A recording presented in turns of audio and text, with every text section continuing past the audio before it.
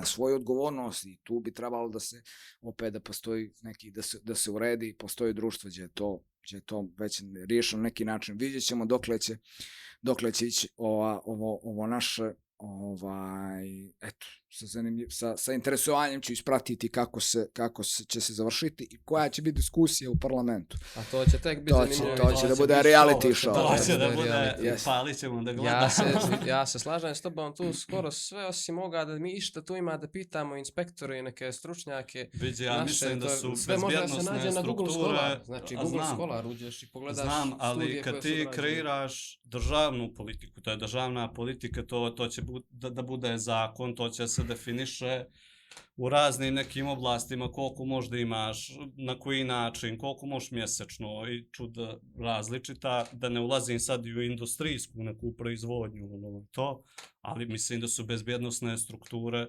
sudstvo, tužilaštvo, policija, koje generalno treba da sprovode zakon, moraju da funkcionišu i moraju biti ključne u implementaciji toga, mislim. Meni je tu samo zanimljiv jedno kulturno licemjerje tu gdje nam je ovamo rakija koju ja obožavam, koju ja cijenim, proizvodim, ali ta psihoaktivna supstanca je dio tradicije. Pravi se 18. rođendani se prave gdje se djeca po izvrću pjana, a ova druga ima neku stigmatizaciju. Ja sam bio treća godina fakulteta, psihologiju sam vršio, imali smo u sklopu prakse neke da odemo u COVID, u duševnu bolnicu i svako je tu pričao sa doktorom i sa još nekim bolesnicima iz nekog odeljenja. Ja sam bio u jedan dio gdje sam razgovarao sa šizofreničarem, sa likom koji je imao neku nisu ga dijagnostifikovali, ali mislio je da je novi Isus Hrist, i sa Slovakom alkoholičarom koji sjeda,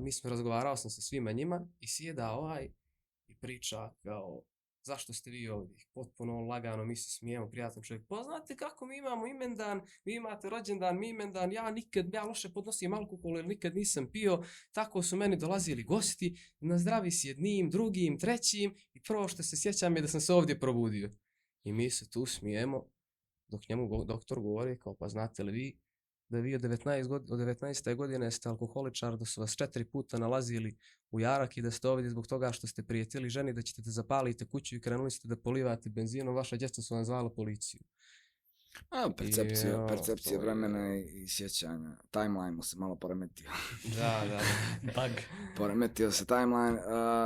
Ta stigma postoji od još 20 godina u Americi. Način na koji je klasifikovana kanabis, ima priča o tome, ispričana iz isključivo interesnih, lobiranjem interesnih sfera i tako je odgovaralo. Dosta i rasistička priča, zato što je vezivana za Meksikance koji donose reefer madness i sve ostalo. Prenijelo se naravno na socijalizam, sve što odskača je pogubno u tom smislu, kogod ne može da doprinosi jako društvo, a marihuana te zapita da li moram da vrtim točkić samo svaki dan u mašineriji društva i da li je to moja poenta.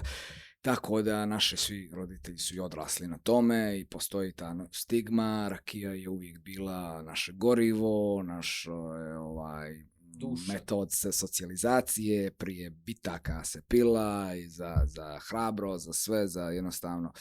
Tako da meni je potpuno jasna stigma i odakle dolazi, treba da se mijenja, siguran sam, posebno konzumacija alkohola, mislim da je veliki problem u društvu, bio i kad sam ja odrastao, mislim da je i sada vožnja u alkoholisanom stanju i dalje veliki problem, ali mislim da ja koliko primjećujem sve više ljudi razumije da marihuana nije baš na nivou recimo heroina ili nečeg drugog, tako da postoji način, volio bi da se zamijeni, posebno duvanski proizvodi bih volio da se stigmatizuju, da se zamijeni malo, da kao ok, ali tek ako te nađemo sa kutijom cigara ti bijemo, pogledaj bijemo, ideš 3 mjeseca, ideš u betonjerku prvo i okleti ovaj point, ko ti je da, volio bi da se samo to zamijeni i eto tako, a kao vidjet ćemo, bit će definitivno zanimljivo.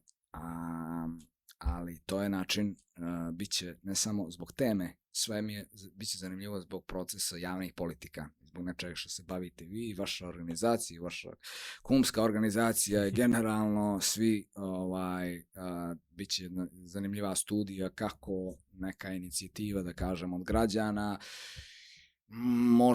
koliko može daleko da stigne, što je sve potrebno da se ona realizuje, kakva edukativna kampanja, kakva reklamna kampanja, nisam je nešto primijetio u ovoj inicijativi, u smislu da je išla baš u srž i da je baš išla na platforme koja će stići do ljudi, mora da stigne do ljudi koji se ne slažu s vama. To je broj 1 kad želite nešto promijeniti. Koji se ne slažu s vama, koji su protivnici, ne samo kupiti istomišljenike, već ići u srž direktno i to je način na koji mogu da se promijene stvari.